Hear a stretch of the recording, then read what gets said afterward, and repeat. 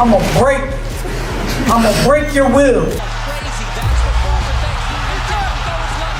They ran their mouths like Terence Crawford was a man they could bully.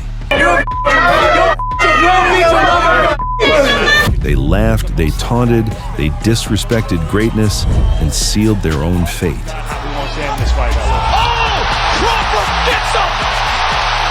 The believer stopping more, he quits on stool. Nominations go.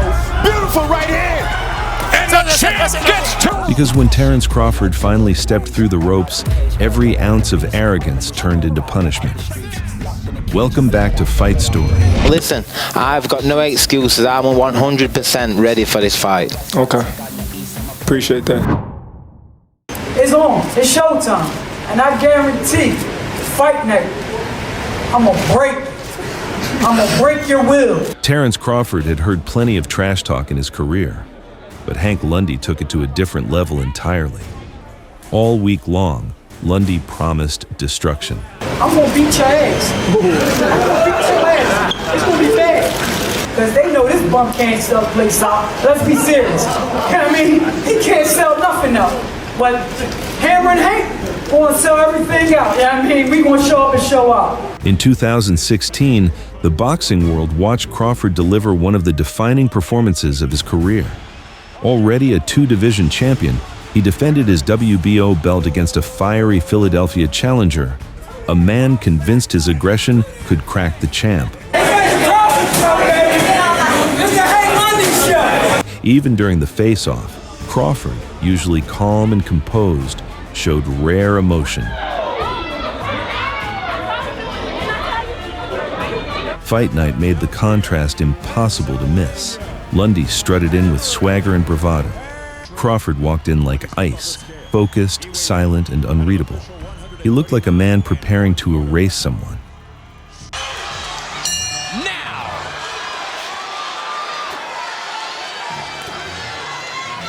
Well, for Crawford, it means something totally different. I mean, he's perfected that style. The opening round showed Lundy's plan.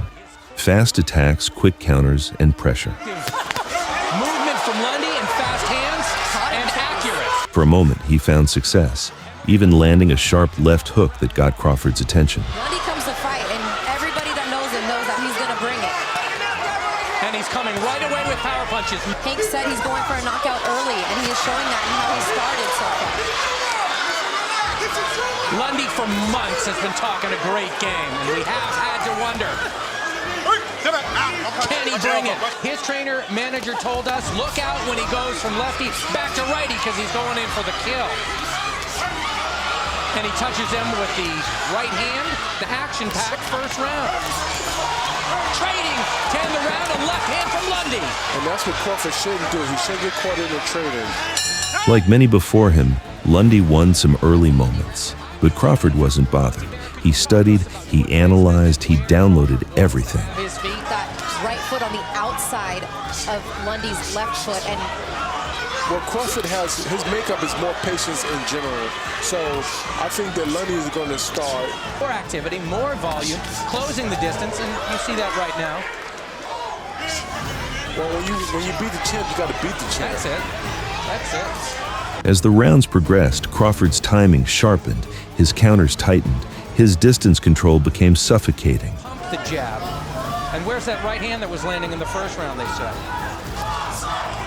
Tangled up feet again. Lundy's aggression turned wild, and Crawford punished every mistake. By round 4, the tide had fully shifted. Good right hand. And trading inside. Crawford pouring in. Crawford's body shots, angles, and combinations began tearing Lundy apart. The champion stayed in the southpaw stance, picking Lundy off, breaking him down piece by piece. And then came round 5. Crawford saw the opening and fired a perfect left hand. He's moving funny a little bit. Crawford grinning, coming in. Harder attack. Senses it. Right to the body. Lundy swinging. Wild, crazy. That's what Crawford thinks. And down goes Lundy. Down goes Lundy. 1:16 left in round 5. His legs are funny. He's up. He beats the count. Hey, are you all right? Are you all right? The referee says. Right? Come here. All right. They're going to stop it. His legs don't look good, folks. Terence Crawford coming in, basting Hank Lundy. Both hands. Lundy trying to fire back. That's it.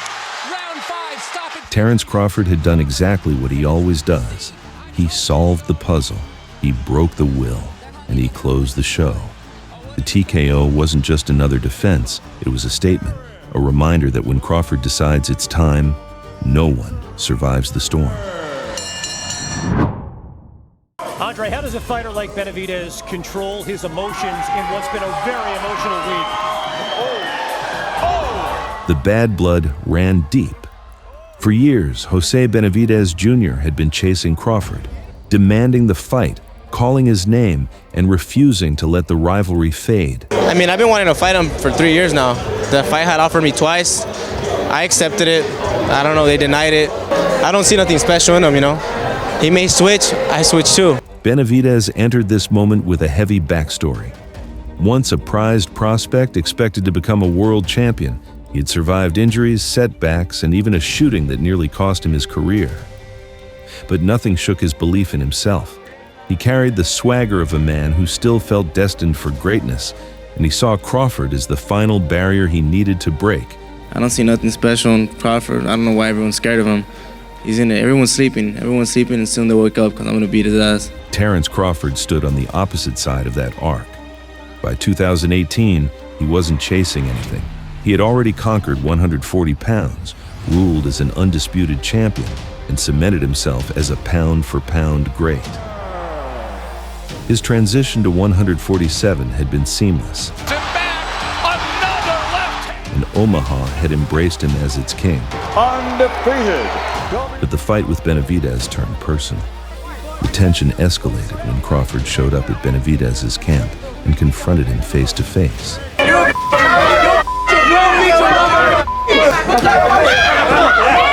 The hostility deepened at the weigh-in, where Benavidez's shove nearly ignited a full brawl on stage. I'm in his head, and I hope he swings faster than what he swung today because I seen that punch coming a mile away, and I hope he puts more power into it too because that was a punch he threw.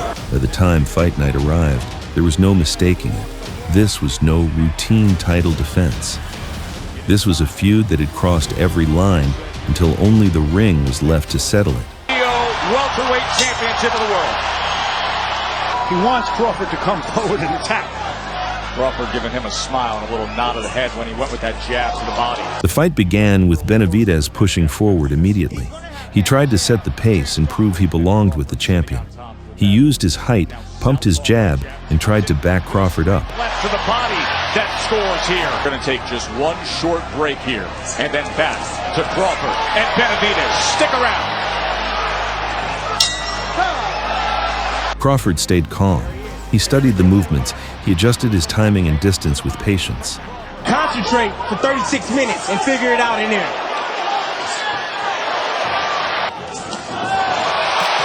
Good exchange.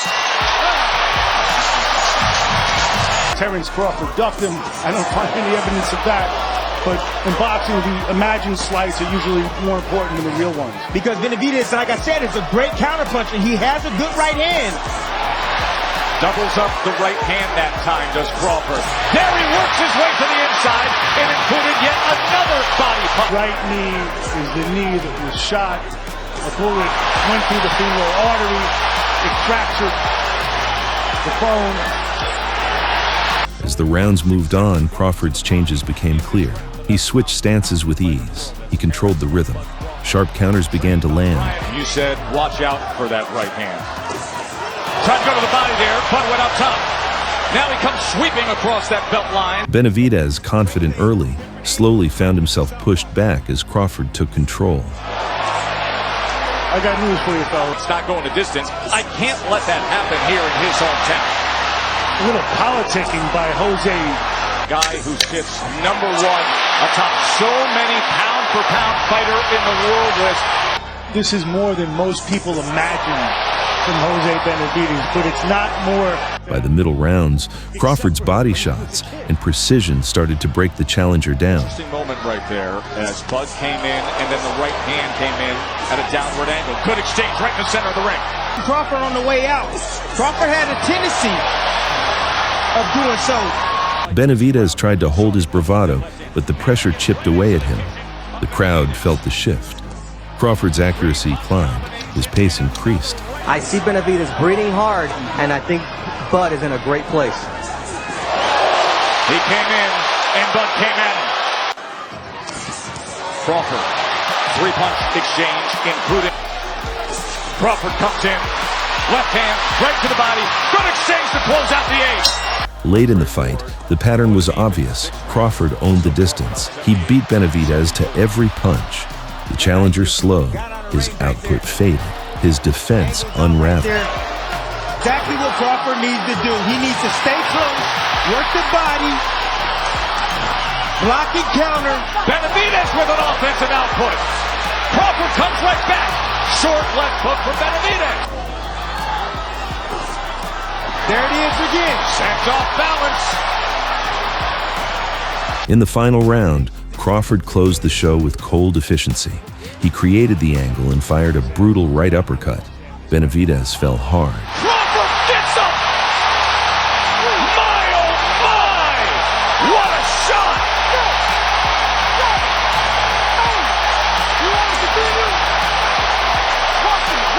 Half a minute to finish him awaits. Let's see how he goes about it. Best in the world. At home. Is he the finisher they all expect him to be? He is. What a huge right hand. In his hometown, Crawford ended the feud without hesitation. It was a display of patience, skill, adaptation, and a vicious finishing instinct. One of the signature wins of his welterweight reign. Do you believe you stop Terence Crawford on Saturday night? I believe I stop him or he quits on stool. Kell Brook stepped into the Terence Crawford fight with years of history behind him. A former world champion, a big seasoned welterweight, a fighter who had shared the ring with killers. He came in convinced that experience, size, and timing would be enough to challenge one of the best fighters alive. But I've been with guys like you, bigger, stronger guys than you. I know what it takes to be the best, yeah? Okay. You haven't been in with someone like me. You're going to be tomorrow night. All right, and we're going to find out. We're going to find out, yeah. By 2020, Crawford was already established as the pound-for-pound king. A year earlier, he had dispatched fellow Brit Amir Khan in 6 rounds and went to war with the Mean Machine. How he does it here. One punch. That's it. But none of the other top welterweights were willing to cross the street to face him. Brook saw that opening, and he arrived believing he could be the man to take the throne. Listen, I've got no excuses. I'm 100% ready for this fight. Okay. I'm a naturally bigger guy, come from lightweight up to welterweight. I've campaigned at middleweight, light middleweight. You know, listen, you know you're in my weight class now. Yeah, I mean, you're in my weight class. This is my weight class. Round number 1, and Dre, I offer you this. Brook started the fight sharp. Tight guard, fast jab, clean timing. His right hand found a home early, catching Crawford as he tried to read the rhythm. It's his favorite combination, but his jab right now. Crawford looking to close that gap as he goes southpaw for a moment, doubles up the right-hand jab, and then comes with a left. Good exchange here as he switches back to righty. Crawford, as always, used the first rounds to download data. He stayed orthodox at first, looking for angles. Brook controlled distance well, stepping in behind a stiff jab that snapped Crawford's head back more than once. For a moment, it was clear. Brook's timing was real. This 147-pound limit. He was fighting brilliantly, and then Spence got to him with the power and scored an 11th round TKO with a broken left orbital bone suffered. Now it's a battle of patience. Neither fighter can afford to make a mistake, and as you see, Brook stepped in just a tad bit, and Terence had combinations waiting on him. Wasn't working, and he wants to see if he can get something going from the left hand. Stop. No. In southpaw, Crawford began disrupting Brook's rhythm with subtle feints, step backs, and counters. The jab that had landed earlier now fell short. Brook's entries were suddenly visible. Land a right hand like Brook just landed on Crawford right now. A right hand hands-free. can be the best weapon. To bully Kell Brook, he started to fight him in close. Brook fought back valiantly, but he really didn't have any answers for that. Crawford. I see some swelling already from Kell Brook. And there's a right hand from Crawford. Crawford has to continue to get his lead foot outside the lead foot. By the fourth round, Crawford's timing locked in. He caught Brook lunging in with a perfect right hook. And the champ gets to him. Just like that. Terence Bud Crawford hits the gas. 7, 8, come to me. You all right? Give you a chance. One of the best closers in the game. 27 knockouts in his career. Do we have 28 right here? This fight is over. Thundering in. Look at Crawford. Vicious attack to close it. No. And he stares him down. Just like that, the fight was over. A veteran, a former world champion, folded in seconds the moment Crawford figured him out. Brook came in chasing redemption. Crawford sent him home with reality. One adjustment, one punch, one reminder why Terence Crawford is built different.